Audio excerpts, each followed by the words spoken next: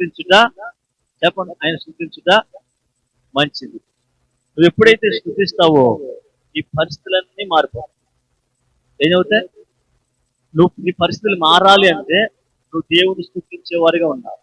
నీ చింతలన్నీ దేవుని దగ్గర పెట్టి, నీ సమస్యలన్నీ దేవునికి అప్పగించి నువ్వు దేవుని స్తుతించగలిగితే, ఒక రోజుని పౌరుని శీలను ఏం చేసే తెలుసా? చెరసాలు వేసి ఒక రాయి కట్టి ఆ రాయికి చైన్ వేసి చెరసాల్లో బంధించేశారు. అప్పుడు పౌలు శీలను ఏం చేసే తెలుసా? వారి సమస్యలు బట్టి ఎవరు చెప్పుకుంటారు చెప్పండి? చెరసాల్లో ఉన్న వాళ్ళు ఎవరు చెప్పుకుంటారు? దేవుడిని చెప్పుకున్నారు. వారు ఏం చేస్తారు? ప్రార్థన చేస్తారంట, అక్కడ పాటలు పాడతారు. హల్లెలూయా. ఎప్పుడైతే వారు ప్రార్థన చేస్తూ స్తుతిస్తున్నారో ఏమని తెలుసా? ఆ చెరసాల్లో ఉన్న బంధకాలు వారు ఏంటి మన చైన్తో కట్టేస్తే బంధకే ఆ చైన్లన్నీ కూడా ఏమైపోయిందంట విడిపోయి వాళ్ళ చెరలోకి బయటకు వచ్చేసారు.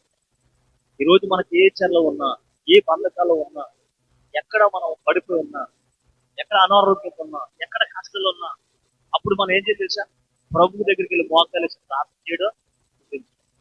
ప్రభు ఏం చేసి ఎలా తెలుసా? నేను ఉన్న స్థితిని బట్టి నీకు వందనం అని చెప్పాలి. ఏంటి ఇక్కడ మీరు ఎక్కడున్నా కానీ, మనం ఎక్కడున్నా కానీ అక్కడ ఏం తెలుసా? దేవుడు స్థుతించాలి.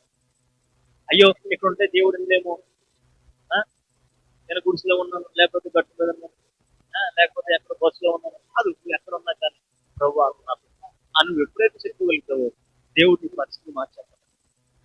ఆయన మన పరిస్థితులన్నీ మార్చగలిగిన దేవుడు.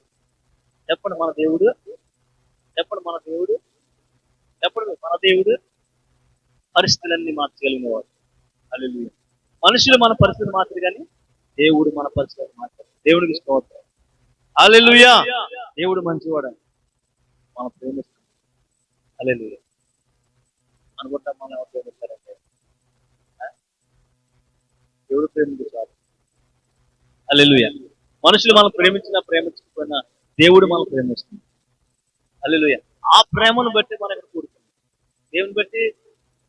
దేవుని ప్రేమను బట్టి మనం ఇక్కడ కూడుకున్నాం.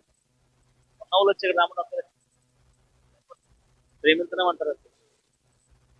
ప్రేమించుడు ఏంటంటే తెలుసా? క్రియ చేస్తాం, పని చేస్తాం. దేవుని స్తోత్రం. ఆయన నిన్ను ప్రేమించడం కనుకనే సేవకులు తీసుకురావడం, ఎక్కడ నీ దగ్గర పెట్టడం, ఆయన మాట తీసుకోదు. హల్లెలూయా. మీ స్థితి మారాలి, అది దేవుడు అనిపిస్తుంది. ఈ పరిస్థితులన్నీ దేవుడు మారుస్తాడు. దేవుడి మీద ఆధారపడాలి, దేవుని ఆనుకోండి, ప్రార్థన చేయండి. సేవకుడు చెప్పిన మాట వినండి, దేవుడు మిమ్మల్ని నడిపిస్తాడు. హల్లెలూయా. మోషేని చూడండి, ఒక మోషే ఇశ్రాయేలు ప్రజలందరూ నడిపించాడు. ఎక్కడికే? మంచి దేశాన్ని, పాలు తేనె పాలు. ఒక మోషే, ఒక నాయకుడు, వాడు దేవుడు ఒక నాయకుడిని మీకు ఇచ్చాడు. ఆ నాయకుడిని నడిపిస్తాడు.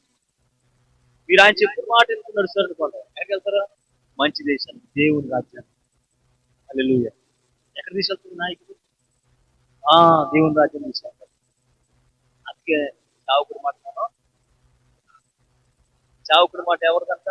దేవుడి దగ్గర నుంచి వచ్చింది. హల్లెలూయా.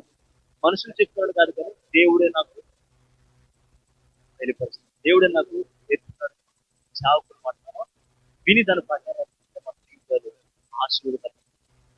ఒక్క మోషే లక్షల మంది ప్రజలను తీసుకెళ్ళాడు. ఒక్క మోషే, ఒక సేవకుడు మిమ్మల్ని అందరినీ తీసుకెళ్ళాలి. ఎక్కడికి? దేవుడికి స్తోత్రం కలుగు. హల్లెలూయా.